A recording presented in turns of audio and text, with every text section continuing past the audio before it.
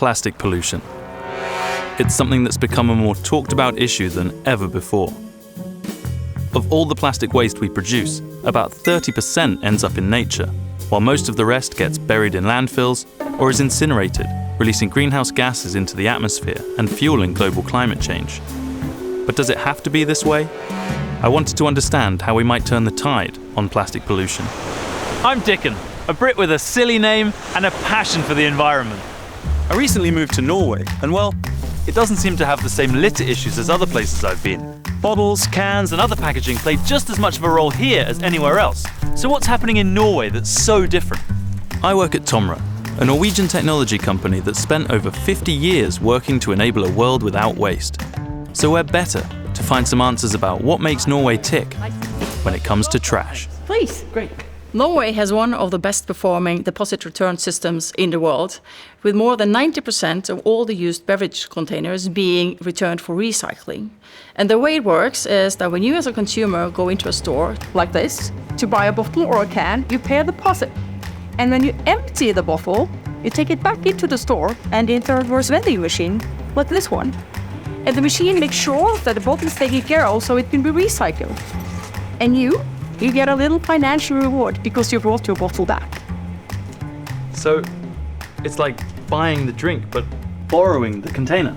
Exactly. And in that way, we keep the bottles and cans out of the nature and at the same time take care of the material so that we can recycle it again and again and again.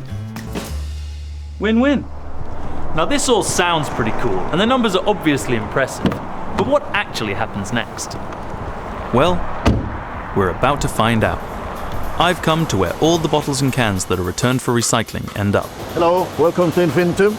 Should we go inside? Yes! So the container arrives in plastic bag from the shop, from the reverse vending machine. We separate the cap and the label material from the PET bottle. Clear and light blue bottle can become new clear PET bottle, and the color bottle become strapping or other valuable material.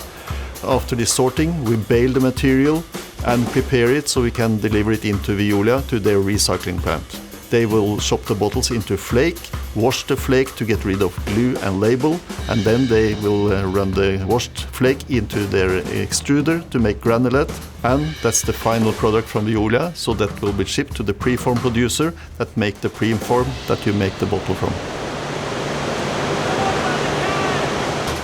After we have separated the cans from the PET bottle, we bale the can material, ship it to the recycler. They make can stock material, go into the can producer. They sell the can to the beverage producer.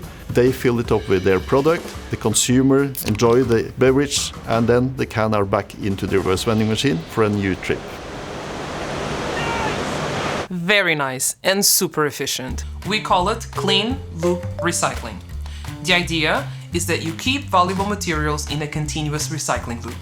So in Norway, 9 out of 10 bottles and cans are returned for recycling. This provides enough material to create new bottles and new cans.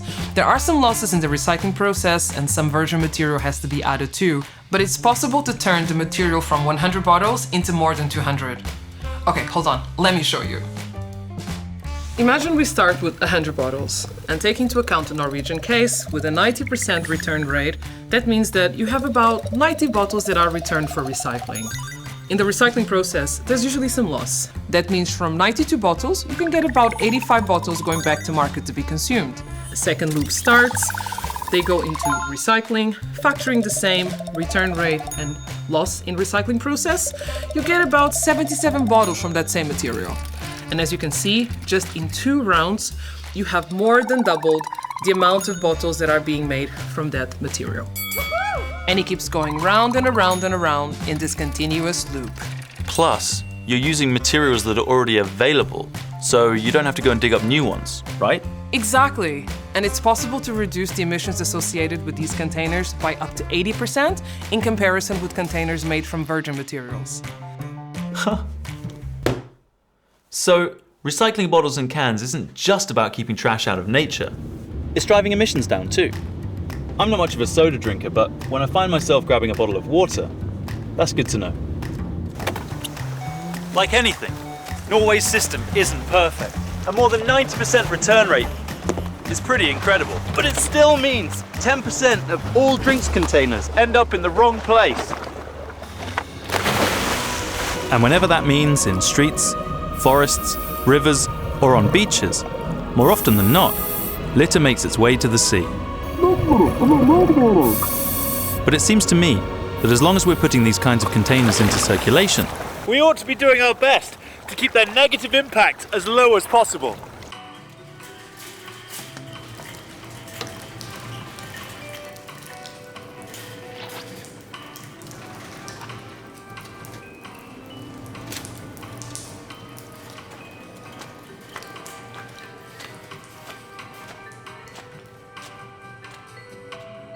So what does all this mean for the plastic pollution problem? Well, it means we already have some of the tools and systems that we need to take on this environmental challenge. We've seen how much of a difference they can make, and how they can align policy, industry, and society to get everyone moving in the same direction, keeping trash out of nature and valuable materials in a clean loop. So what's stopping us? Go to TOMRA.com to find out more about clean loop recycling and how you can help in the fight against plastic waste.